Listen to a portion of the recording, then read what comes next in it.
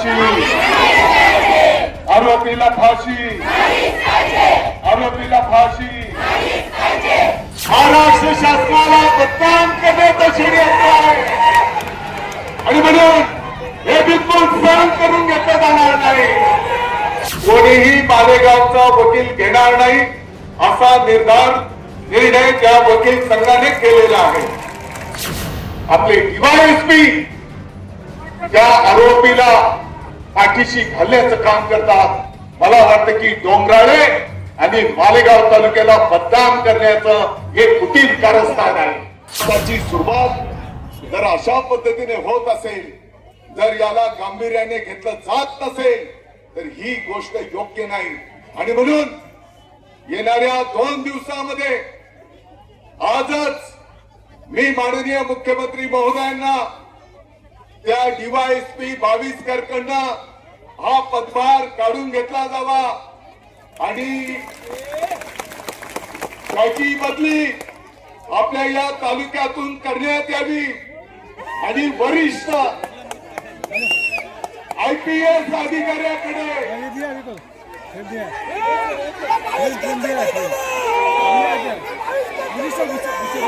संपूर्ण मालेगावकरांच्या भावना आहेत की त्याला निलंबित केलं पाहिजे. हे डोंगराळे आणि मालेगावला महाराष्ट्र शासनाला बदनाम करण्याचं षडयंत्र आहे आणि म्हणून हे बिलकुल सहन करून घेतलं जाणार नाही. या अधिकाऱ्याला निलंबित केलं पाहिजे. अशा प्रकारची मागणी आम्ही माननीय मुख्यमंत्री महोदय यांच्याकडे त्या ठिकाणी निश्चितपणे करू. हे पण मी या निमित्ताने आपल्या सर्वांना सांगू इच्छितो. आरोपीला फाशी, आरोपीला फाशी, आरोपीला फाशी. सर्व दुःखी जण आपल्या मालेगाव तालुक्याच्या डोंगराळे गावामध्ये ही अतिशय निर्दयी दुःखद घटना झालेली आहे.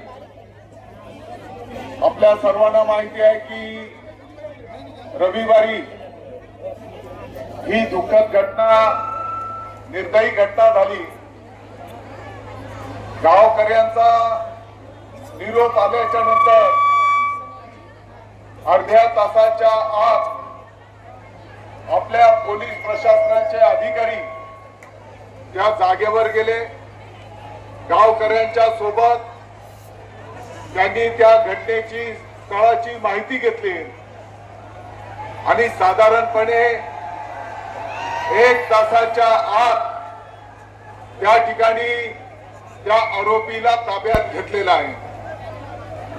त्या आरोपीला उद्या कायद्याच्या चौकटीत फाशीची शिक्षा झाली पाहिजे म्हणून आपल्या त्या पालिकेनं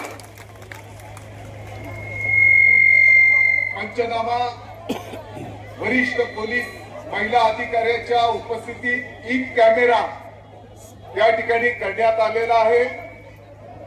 त्या बालिकेचं पार्थिव शवविच्छेदन त्या ठिकाणी नाशिकला 5 तज्ञ डॉक्टरांच्या उपस्थितीमध्ये त्या ठिकाणी करण्यात आलेला आहे. त्याचा प्राथमिक अहवाल मिळालेला आहे.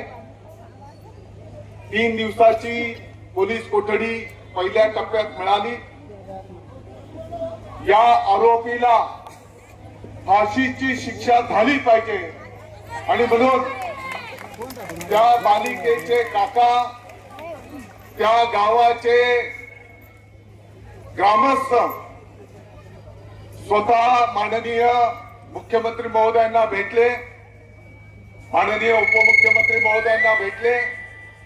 मुख्यमंत्री महोदयांच्याकडे फास्ट ट्रॅक कोर्ट मध्ये ही केस चालवली जावी. ज्येष्ठ विधी तज्ञ वकील महोदय त्या ठिकाणी ही केस चालवण्यासाठी देण्यात यावेत अशा प्रकारची विनंती त्या बालिकेचे काका आणि त्या गावाच्या ग्रामस्थांनी प्रत्यक्ष माननीय मुख्यमंत्री महोदयांना भेटून त्या ठिकाणी केलेली आहे.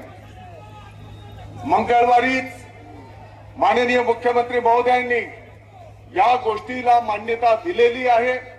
फास्ट ट्रॅक कोर्टच्या माध्यमातून आणि वरिष्ठ वकील देऊन लवकरात लवकर त्या आरोपीला फाशीची शिक्षा होईल अशा प्रकारचं आश्वासन माननीय मुख्यमंत्री महोदय उपमुख्यमंत्री महोदयांनी दिले.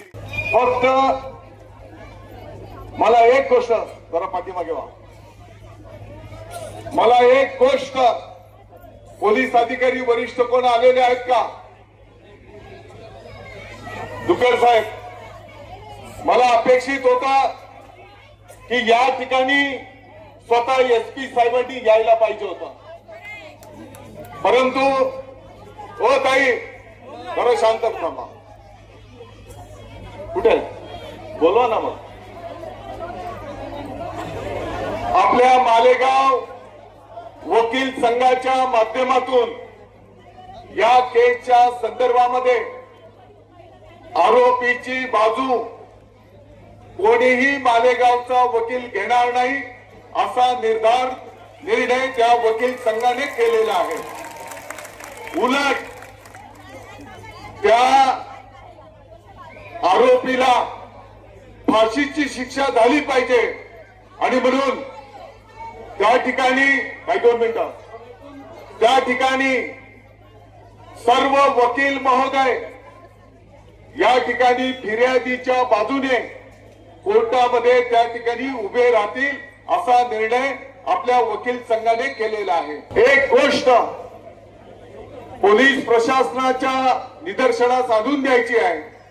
सर्व मालेगावकरांच्या एक गोष्ट मला निदर्शनास आणून द्यायची आहे.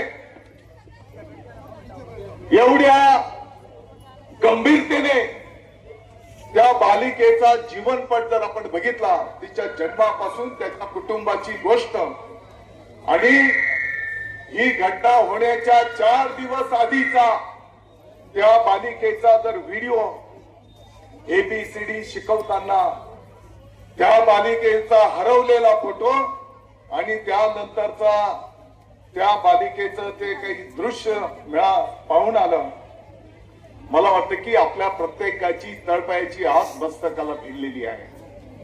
आणि म्हणून इतक्या गांभीर्याने माननीय मुख्यमंत्री महोदय, माननीय उपमुख्यमंत्री महोदयांनी संपूर्ण महाराष्ट्राने या घटनेची दखल घेतली गेलेली असताना मला मालेगावकरांच्या निदर्शनास आणून द्यायचं आहे.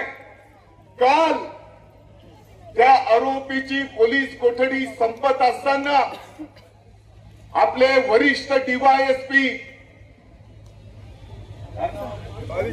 भाविस्कर यांनी पोलीस कोठडी न मागता त्या आरोपीसाठी मॅजिस्ट्रेट कस्टडी MC मागण्याचा प्रयत्न त्या ठिकाणी केला.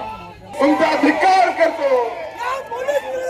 एकीकडे माननीय मुख्यमंत्री महोदय, माननीय उपमुख्यमंत्री महोदय, संपूर्ण महाराष्ट्राची जनता त्या आरोपीला फाशीची शिक्षा झाली पाहिजे म्हणून आपण पाठपुरावा करतो आहोत, आणि दुसरीकडे आपले DYSP त्या आरोपीला पाठीशी घालण्याचं काम करतात.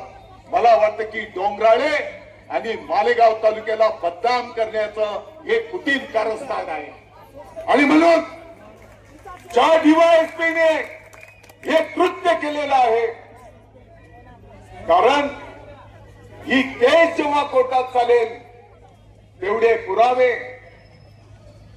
पोलिसांचा रिपोर्ट, याच्यावर त्या आरोपीला फाशीची शिक्षा होणार आहे.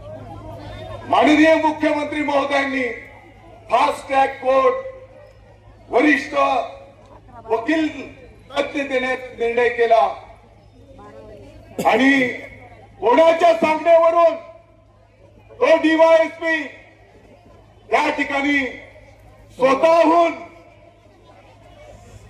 कोर्टाच्या समोर मॅजिस्ट्रेट कस्टडी मागतो. म्हणजे तो आरोपी मॅजिस्ट्रेट कस्टडीत जाईल आणि पुढच्या टप्प्यामध्ये त्याला जामीन मागण्याचा अधिकार प्राप्त होईल. आणि म्हणून या गोष्टीचा मी निषेध करतो. मालेगावचे आपले सर्व वकील महोदय कोर्टामध्ये उपस्थित झाले. मी स्वतः ऍडिशनल एसपी संधू साहेबांशी संपर्क केला.